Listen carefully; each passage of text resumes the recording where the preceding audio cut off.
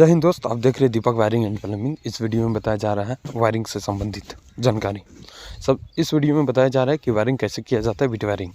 दोस्तों, beat wiring करने के लिए कौन कौन चीज़ की आवश्यकता होती है, ये सबसे पहले ध्यान में रखते हैं और आगे धीरे धीरे हम बीट वायरिंग का कार्य को सफल बनाते हैं। सबसे पहले बीट वायरिंग करने के लिए हमें बीट की आवश्यकता होती है, कांटे की आवश्यकता होती है, हथौड़ी और पंचू की आवश्यकता होती है बीट को ठोकने के लिए।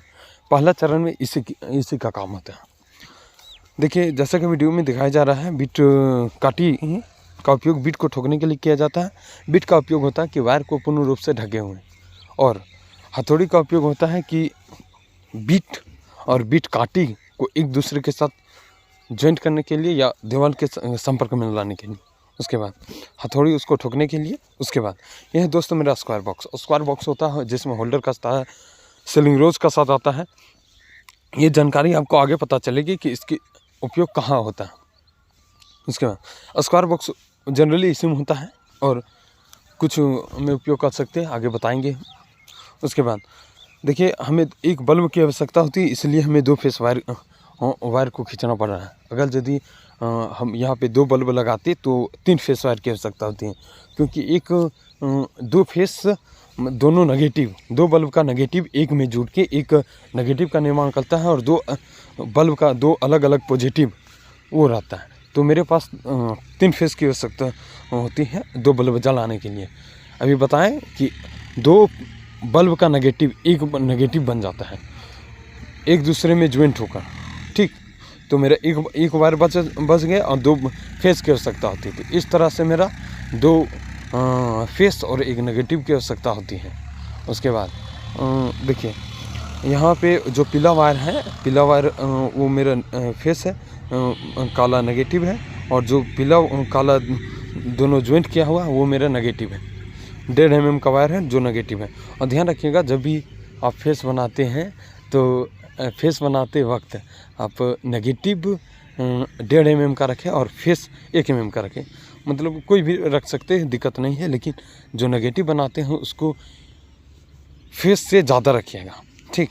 आपको पहचानने में भी कोई समस्या नहीं आती है और लोड के अनुसार से भी ठीक ठाक रहता है। उसके बाद यहाँ पे देख सकते हैं, जो काला है वो मेरा अढ़ा है, ये जो 2 टेप हमारा है वो मेरा अढ़ा है।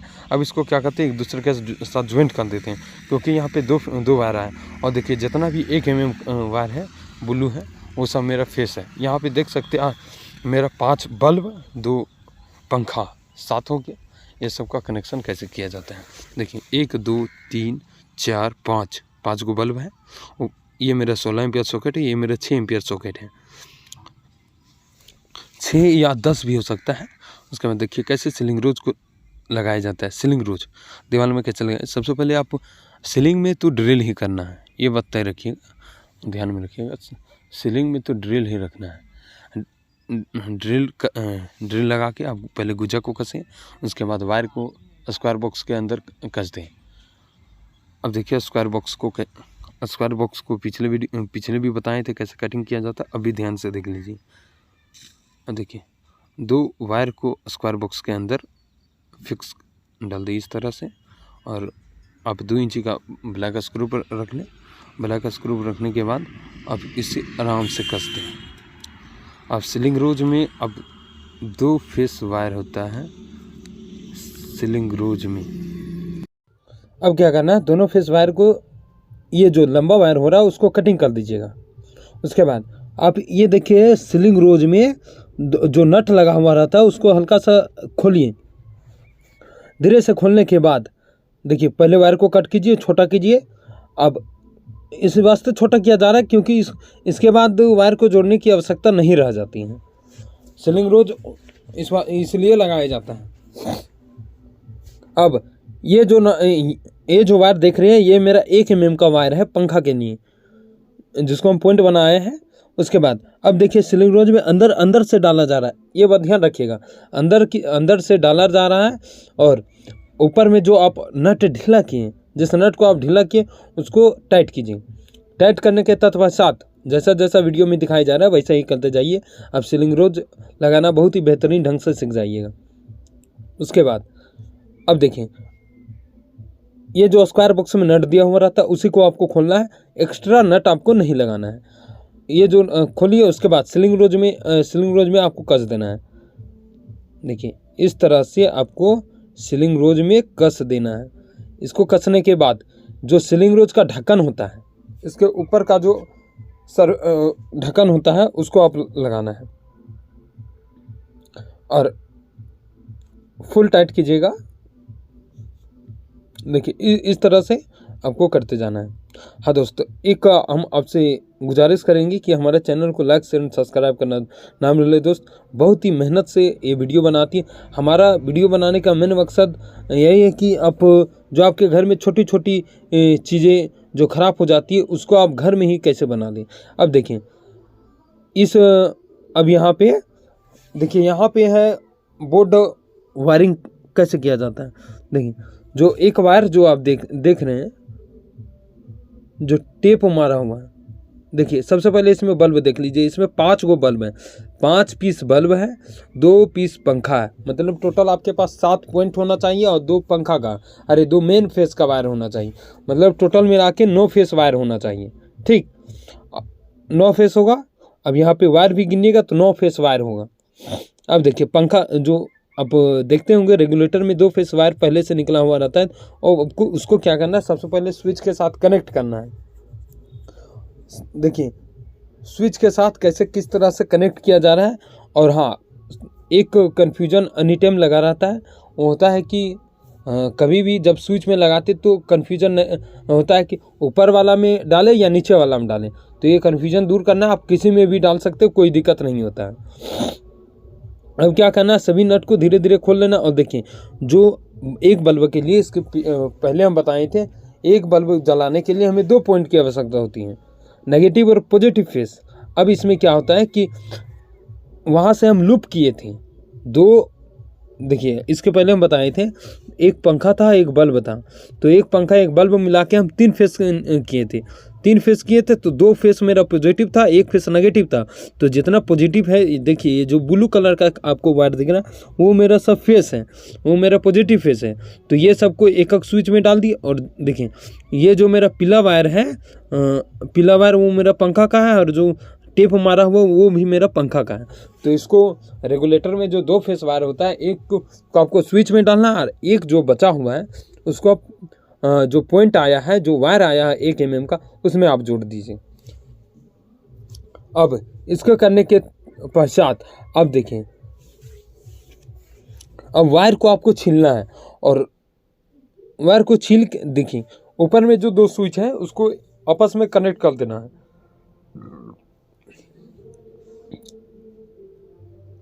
देखिए किस तरह से किया जा रहा है।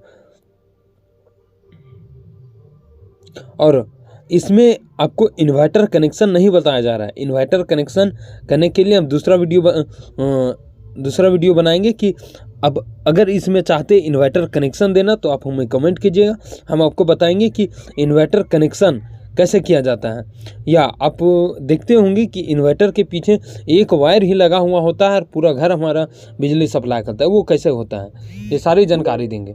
अब देखिए हमें वायर को छीलना है। ये मेरा देखिए ये जो वायर है वो कटर से ही छीलिएगा, हमेशा सेफ्टी बरतनी है इलेक्ट्रिशियन लोगों को।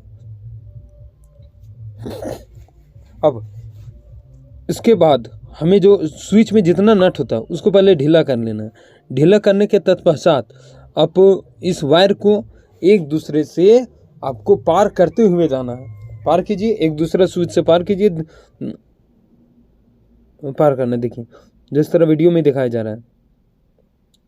अब जो शेष बच गया इधर वायर, उसको आपको वायर कटर से कटिंग कर देना है। अब देखिए उस वायर को टाइट कर दीजिए, दिक्कत। और देखिए जो यहाँ पे आपको दिख रहा है ऊपर में रेगुलेटर के बगल में आपको 2 खुटी दिख रहा है, उसमें वायर नहीं जोड़ा, वो मेरा रेगुलेटर है। तो रेगुलेटर जलाने के लिए हमें 2 फेस वायर की आवश्यकता होती है, एक नेगेटिव पॉजिटिव। बस नेगेटिव वालों को अर्थिंग में दे देना, पॉजिटिव वालों को स्विच से निकाल के दे देना, किसी प्रकार का कोई दिक्कत नहीं। अब देखिए जो यहाँ पे है, अब इसमें हम लाइन सप्लाई दे रहे हैं। तो लाइन सप्लाई देने के लिए क्या करना पड़ेगा, हमें यहाँ स्विच दे देते हैं। और हाँ, ये जो वायर है पीला वायर, उसको नीचे 2 स्विच है, दोनों को आपस में कनेक्ट कर देते हैं। उसके बाद उसके बाद आपको क्या करना है, जो यहाँ ब्लू और काला जो वायर एक दूसरा में टेप है 2.5 mm का, उसको एक वायर इसमें डाल देना है। ये मेरा कंप्लीट हो जाएगा। अब क्या करना है, इसके आगे आगे हम बता रहे हैं, वीडियो के आगे आगे बता रहे हैं।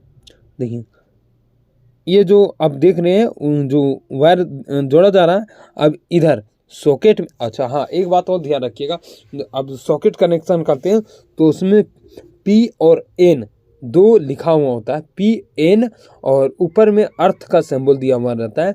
तो आपको P मतलब पॉजिटिव वाला में आपको स्विच से देना है, और N वाला नेगेटिव जो है, ठीक, उसको नेगेटिव अर्थिंग वाला देना है, जो आप लूप किए हैं एक दूसरा से।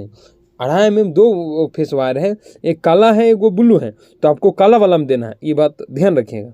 उसके बाद जो आप काला कनेक्शन कैसे किया जाता है, सॉकेट 2 सॉकेट है हमारे पास, तो एक सॉकेट दूसरा के सॉकेट के साथ कनेक्ट कर दिया, और ये सॉकेट मेरा यहाँ इंडिकेटर के साथ कनेक्ट कर दिए, वो हो गया। अब क्या करना, एक अर्थिंग उसमें डाल देना, तो ये मेरा इस तरह से बोर्ड कंप्लीट हो जाएगा अर्थिंग का। देखिए वही चीज़ बताया जा रहा है, अर्थिंग का वहाँ से लाए और यहाँ पे डाल दे रहे हैं इसमें अर्थिंग में।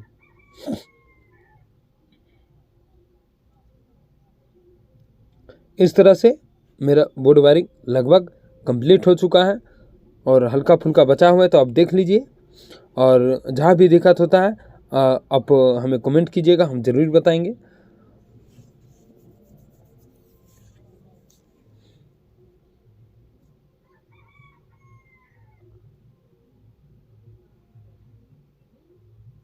ये मेरा हाँ जो जिसमें अभी दिख रहा है, जिसमें अभी वायर लग रहा है, वो मेरा इंडिकेटर है।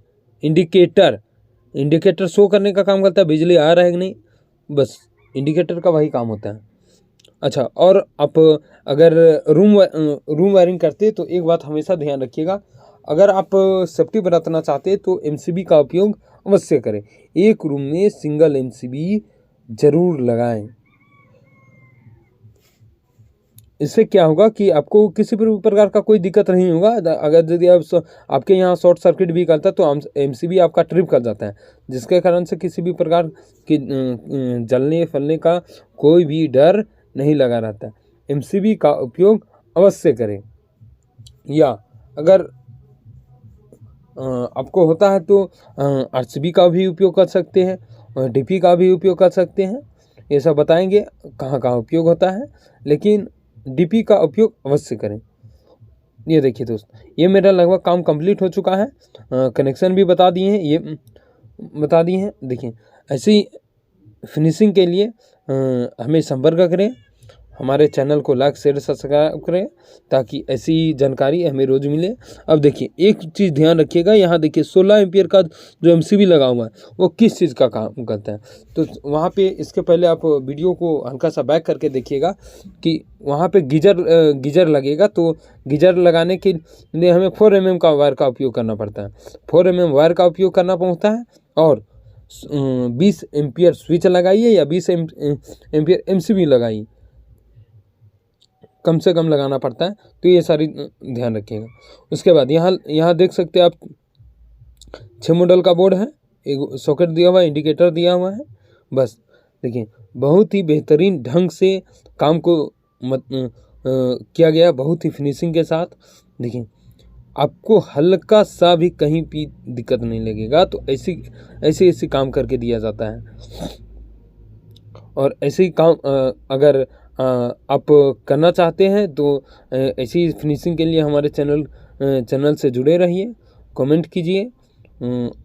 मेरा कॉन्टेक्ट नंबर भी दिया हुआ है, आप कहीं भी पूछ सकते हैं। देखिए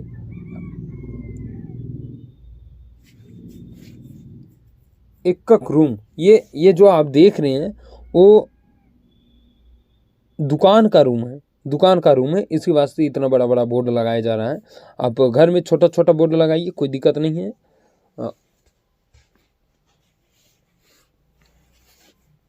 अब देखिए मेन कनेक्शन अब इतना तो कर लीजिएगा, मेन कनेक्शन करने के वक्त दिक्कत आता है। तो मेन कनेक्शन ज़्यादा कुछ होता नहीं है, आप हम लोग को संपर्क कर सकते हैं, नहीं तो हम डायग्राम बना के भी भेज सकते हैं कि इन्वर्टर कनेक्शन कैसे किया जाता है, चेंजर कैसे लगाया जाता है, ये सारी जानकारी हम आपको देंगे। देखिए ये मेरा फ्लैट स्विच है, कोना का फ्लैट स्विच है जो मतलब चिपका हुआ रहता है, मतलब आपको प्लेन लगेगा।